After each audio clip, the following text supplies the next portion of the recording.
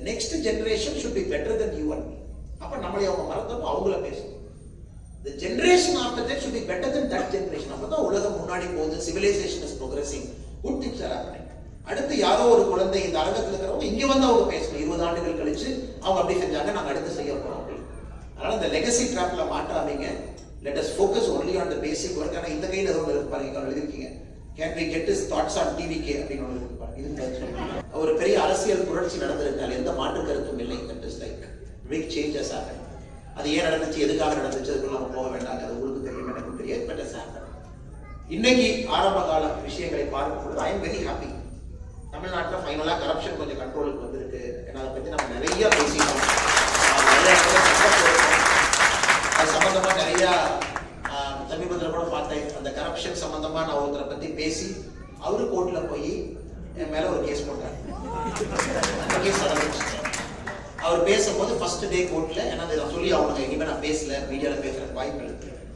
அவர் first day அந்த மனிதர் கோர்ட்டுக்கு வந்தாரு, ஜட்ஜை பார்த்தாரு, என்னையும் பார்த்தாரு. அவர் சொன்னாரு, இது வரைக்கும் 8 பேருக்கு மேல டிஃபமேஷன் கேஸ் போட்டிருக்கேன், 6 பேர்த்துக்கிட்ட அப்பாலஜி வாங்கியிருக்கேன், ஒரு மேகசின், ஒரு தனியார் பத்திரிகை 25 லட்சம் ரூபாய் நஷ்டீடு வாங்கியிருக்கேன். இது 8வது நாள். ஸோ டே 1 வாஸ் லைக், இது வரைக்கும் நான் போட்ட எந்த டிஃபமேஷன் கேஸும் நான் தோத்ததில்லை அப்படின்னு. எனக்கு 82 வயசு ஆகுது, நான் ஒரு அரசியல் கட்சியில் 50 வருஷமா இருக்கேன், நான் அரசியல் கட்சியினுடைய பொருளாளராக 35-40 வருஷம் இருக்கேன், அப்படிதான் அவர் பேசுனது. அது படிப்படியாக ஒரு ஹியரிங், 2 ஹியரிங், 3வது ஹியரிங், ஒரு காலகட்டத்தில் இல்லை நாமளே அவரை கிராஸ் பண்ணும்போது அது கிராஸ் எக்ஸாமினேஷனாக அதை கற்றுக்கிட்டு அதெல்லாம் செஞ்சு அதன் பிறகு அந்த மனிதரே கோர்ட்டுக்கு வந்து இந்த கேஸை நாங்கள் வாபஸ் வாங்குறோம் அப்படின்னு சொல்றாங்க.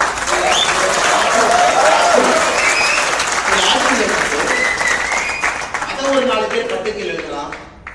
அப்ப அவர் வாபஸ் வாங்குறோம்னா இவங்க 2 பேரும் காம்ப்ரமைஸ் ஆயிட்டாங்களா? அப்ப Annamalai has compromised against corruption.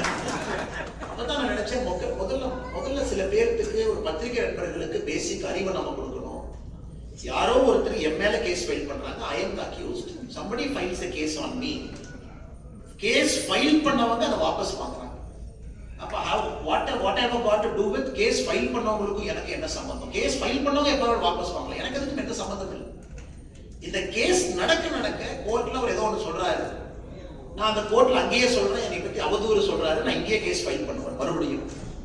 அதுக்கு அவர் சொல்றாரு, இல்ல கோர்ட்டுக்குள்ள பேசுற விஷயம் ப்ரொடெக்டட், கோர்ட்டுக்குள்ள நம்ம பேசுற விஷயம் வந்து protected, it's not a public place. நான் ஆர்கியூ பண்றேன், இல்ல 50 பேர் பார்த்துட்டு இருக்காங்க, எனக்கு அதனால என் மனசு கஷ்டமாகுது, என்னை பத்தி தவறா சொல்றாரு, we have to file a case. சண்டை போட்டு அந்த கேஸை அக்செப்ட் ஆகும். அந்த ஜட்ஜு என் கம்ப்ளைண்ட்டை வாங்கிக்கிறாரு, கம்ப்ளைண்ட்டுக்கு நம்பர் ஆகல.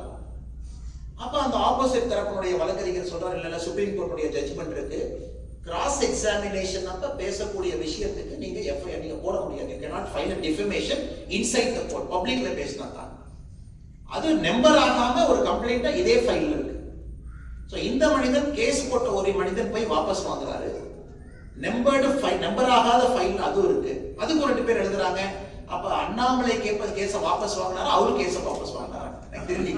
அதனால this is the level of political discourse it has come.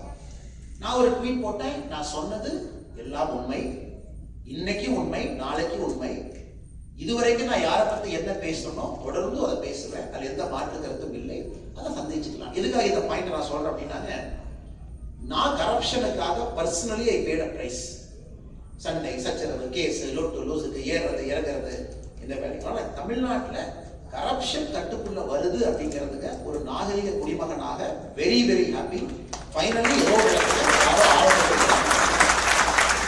அடுத்தது ஒரு பொலிட்டிக்கல் டிசிப்ளின். அதாவது எந்த ஒரு அரசு வந்தாலும் கூட ஒரு வருட காலம், நீங்களே புதுசாக ஒரு கம்பெனிக்கு போறீங்க, you go to a new company, you take up a new role, we got to give you some time to settle in that role, maybe 6 months, maybe 1 year, you understand, you do your best. அப்ப சுத்தி இருக்கவங்க எல்லாம் என்ன பண்ணணும்னா, how can I make you a better person தான் யோசிக்கணும். நீங்க software இன்ஜினியரா அமேசான்ல போய் உட்கார்றாரு, ஃபிளிப்கார்ட்ல இருந்து வர்றாருனாங்க, சுத்தி இருக்கிறவங்க என்ன யோசிக்கணும், how can I equip him to perform better.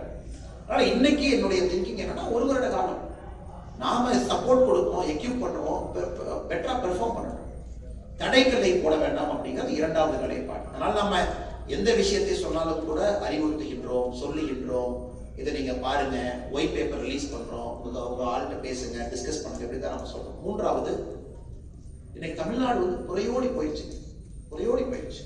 நான் ஏற்கனவே சொன்னேன், இங்கிலாந்து பாலிடிக்ஸ் மாதிரி இவ்வளவு கேப் இருக்கு. வரவுக்கும் செலவுக்கும் சம்பந்தம் இல்லை. somebody is sitting in that governance.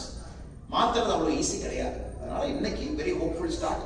let us wait, let us be patient. 1 year is the minimum time a political party or a government needs new government. அதுல பாதி பேர் வந்தக்கூடிய அமைச்சர்கள்லாம் அவங்க இதுவரை கவுன்சிலரா கூட இருந்ததில்லை. நீங்க அமைச்சர்களா இருக்காங்க பாவம்.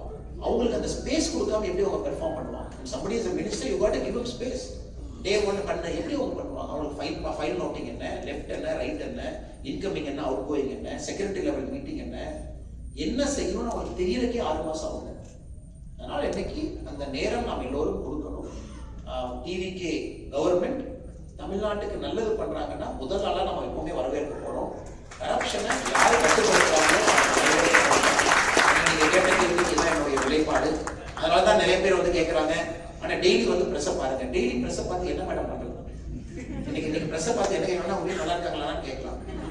ஜேர்னலிஸ்ட் உங்களை பார்த்து ஆனா உங்க நல்லா இருக்காங்களான்னு கேட்கலாம். இது ரெண்டை தவிர நீங்க என்ன கேட்க முடியும்? நான் ஏற்கனவே சொல்லிட்டேன், அரசுக்கு நேரா கொடுக்கணும். என்ன நீங்க பேசுவீங்க? உங்கள்கிட்ட கேட்க நிறைய இருக்கும். ஏன்னா இந்த திரும்ப இந்த சர்க்கஸ்குள்ள போகக்கூடாது அப்படிங்கிறது அந்த நிலைப்பாடு. நீங்க விஜய் பத்தி என்ன நினைக்கிறீங்க? ஆனா அதை 1 வருஷம் விடுங்க. நான் இல்ல அவர் டெல்லி போயிட்டதை பத்தி என்ன நினைக்கிறீங்க? நம்ம தான் போயிட்டு வந்தாரு. திரும்ப திரும்ப இதுக்குள்ளேயே நீங்க மாட்டும் பொழுது எப்படி ஒரு புதிய அரசியல் நீங்க செய்ய போறீங்க? அவளை டூ நியூ பாலிடிக்ஸ். இதுல இருந்து வெளியே வர வேண்டும் என்ற முயற்சி செய்கின்றோம். இதை செய்யணும்.